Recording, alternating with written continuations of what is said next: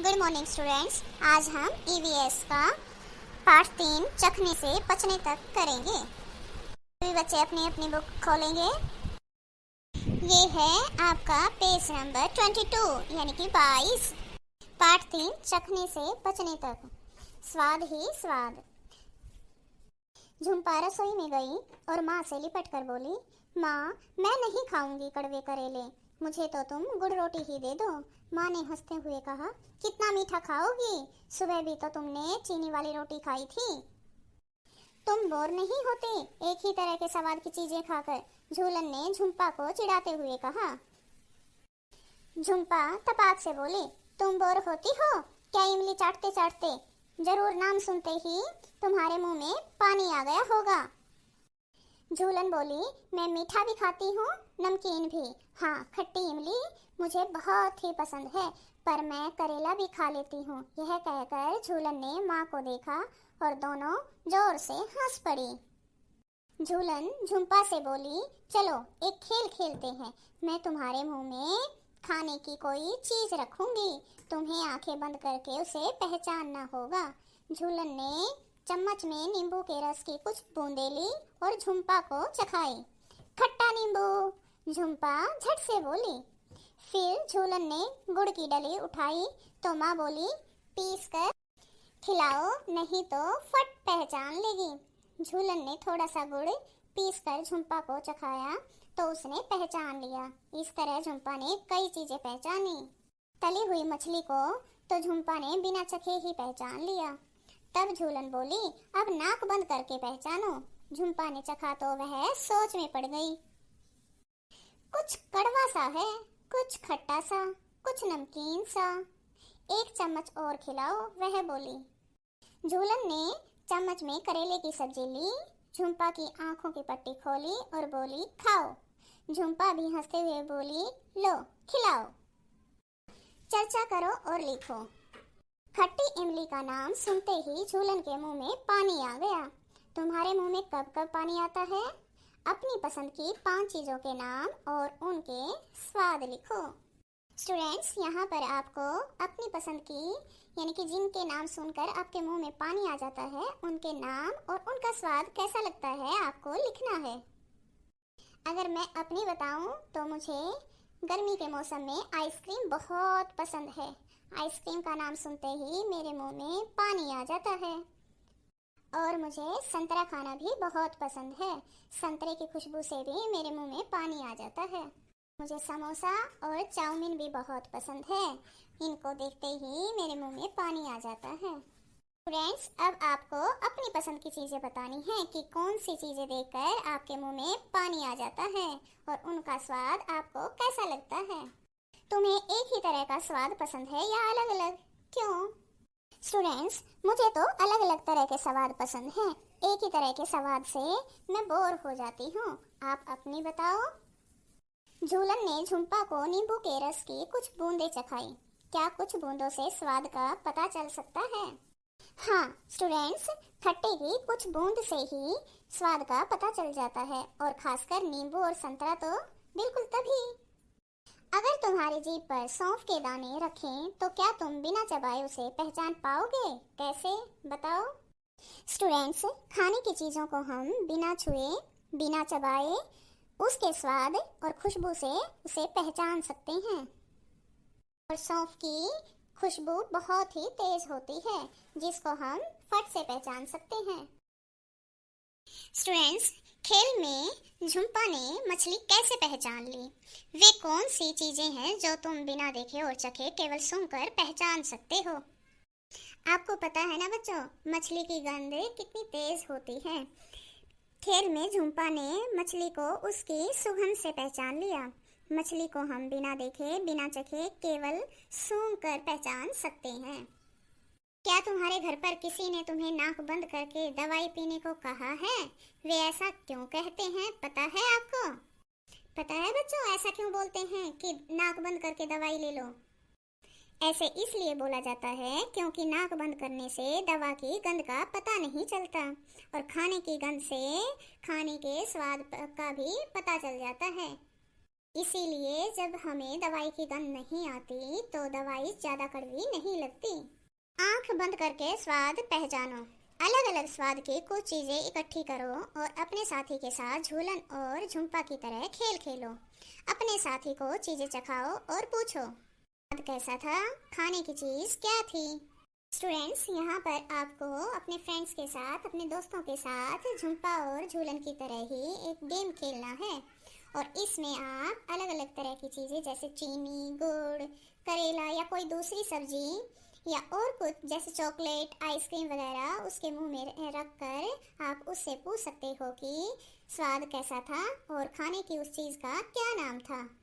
जीभ के कौन से हिस्से में स्वाद ज़्यादा पता चल रहा था, आगे, पीछे, बाईं या दाईं तरफ। स्टूडेंट्स, आपको पता है हमारी जीभ के अलग अलग हिस्से अलग अलग स्वादों को टेस्ट करके हमें उसके बारे में बताते हैं। जैसे जीभ के अगले हिस्से से मीठे का जल्दी पता चल जाता है। तुम्हें जीभ के कौन से हिस्से में कौन सा स्वाद ज़्यादा पता चला, अपने अनुभव के आधार पर चित्र में लिखो। स्टूडेंट्स, जो ये यहाँ पर चित्र दिया गया है इसमें आपको जहाँ भी टेस्ट का अनुभव हुआ, फील हुआ, वहीं पर उसका स्वाद लिखना है। कुछ खाने की चीज़ों को मुंह के किसी और हिस्से पर रखो, होंठ, तालू, जीभ के नीचे। क्या कहीं और भी स्वाद का पता चला? स्टूडेंट्स, जीभ के जो अलग अलग पार्ट्स होते हैं वो अलग अलग तरह के स्वाद को ही टेस्ट कर पाते हैं। जैसे अगर हमारा जीभ का अगला हिस्सा मीठे को जल्दी टेस्ट करता है तो जीभ का अन्य कोई भाग इतना जल्दी उसको टेस्ट नहीं करके बता सकता। तो यहाँ पर नहीं, स्वाद का पता कहीं और नहीं चलता है। Next page. जीभ के अगले हिस्से को किसी साफ कपड़े से पोंछो ताकि वह सूखा हो जाए। अब वहाँ चीनी के कुछ दाने या शक्कर रखो। क्या कुछ स्वाद आया? सोचो ऐसा क्यों हुआ होगा? स्टूडेंट्स, हमारी जीभ की लार भी स्वाद को चखने में बहुत महत्वपूर्ण होती है। इसलिए जब हमारी जीभ की लार पोंछ दी जाती है तो वहाँ पर सूखा हो जाएगा, तो हमें वहाँ पर चीनी या कोई भी स्वाद का पता नहीं चलेगा। तो आपको यहाँ पर क्या लिखना होगा? कोई स्वाद नहीं आया क्योंकि जीभ पर लार नहीं है। जब लार भोजन में मिलती है तभी भोजन का स्वाद पता चलता है। नेक्स्ट, शीशे के सामने खड़े होकर अपनी जीभ की सतह को ध्यान से देखो। कैसी दिखती है? क्या जीभ पर कुछ दाने दाने जैसे दिखते हैं? स्टूडेंट्स, आप शीशे के सामने अपनी जीभ देखोगे तो आपको उस पर छोटे छोटे दाने दिखाई देंगे, है ना? बताओ, अगर कोई हमसे पूछे कि कच्चे आंवले या खीरे का क्या स्वाद है तो हमें सोचना पड़ेगा। तुम खाने की इन चीज़ों जैसे टमाटर, प्याज, सौंफ, लौंग आदि का क्या स्वाद बताओगे? बताओ बच्चों, टमाटर का स्वाद कैसा होता है? खट्टा खट्टा, है ना? और प्याज का हल्का कड़वा और कभी कभी मीठा, है ना? सौंफ का स्वाद कैसा होता है? मीठा और जीभ में सनसनी देने वाला, है ना? तो हम सौंफ को माउथ फ्रेशनर की तरह यूज करते हैं। लौंग का भी बच्चों कैसा स्वाद होता है? हल्का कड़वा और सनसनी देने वाला।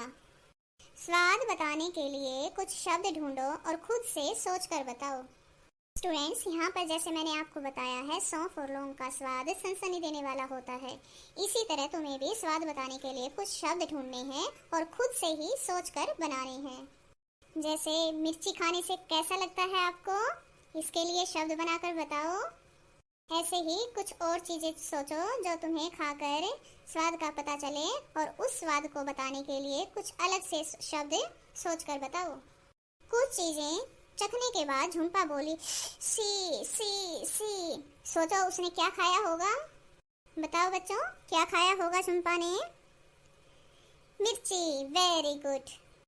तुम भी इसी तरह कुछ खाने के स्वादों के लिए आवाज़ें निकालो। अभी गर्मी है ना स्टूडेंट्स, तो गर्मी में आप आइसक्रीम बहुत ज़्यादा खाते हैं, है ना? तो आइसक्रीम खाने के लिए आप क्या करते हो? टेस्टी, है ना? अपने साथी से कहो कि वह तुम्हारे हाव भाव देखकर अनुमान लगाए कि तुमने क्या खाया होगा। डियर स्टूडेंट्स, क्या आपको पता है जब हम खाना खाते हैं तो हमारे पसंद और नापसंद की सामने वाला अनुमान लगा सकता है। अगर हम खाने में इंटरेस्ट ले रहे हैं तो हमारा मूड फ्रेश दिखाई देगा और हम खाने में इंटरेस्ट लेंगे। और अगर खाना हमें अच्छा नहीं लग रहा है तो हमारे फेस एक्सप्रेशन से ही पता चल जाएगा, हमारे हाव भाव से ही पता चल जाएगा कि हम खाने में इंटरेस्ट नहीं ले रहे हैं, वो खाने में हमें अच्छा नहीं लग रहा है। तो ऐसे ही कुछ चीज़ें आपको रख के अपने पास और अपने फ्रेंड्स के साथ एक गेम खेलना है और उन चीज़ों को खाकर आपको एक्सप्रेशन देना है। फिर आपके फ्रेंड्स उसको गैस करेंगे कि आपने क्या खाया होगा। चबाकर या चबा चबा कर खाओ, दोनों में अंतर बताओ। सब मिलकर कक्षा में यह गतिविधि करो। ब्रेड या रोटी का टुकड़ा या पके हुए चावल लो। स्टूडेंट्स, ये एक्टिविटी आपको अपने फ्रेंड्स, अपने बहन भाई या अपने पेरेंट्स के साथ करनी है। ओके, पहले रोटी का टुकड़ा या कुछ चावल मुंह में डालो और 3-4 बार चबाकर निगल जाओ। अब बताओ, क्या चबाने से स्वाद में बदलाव आया?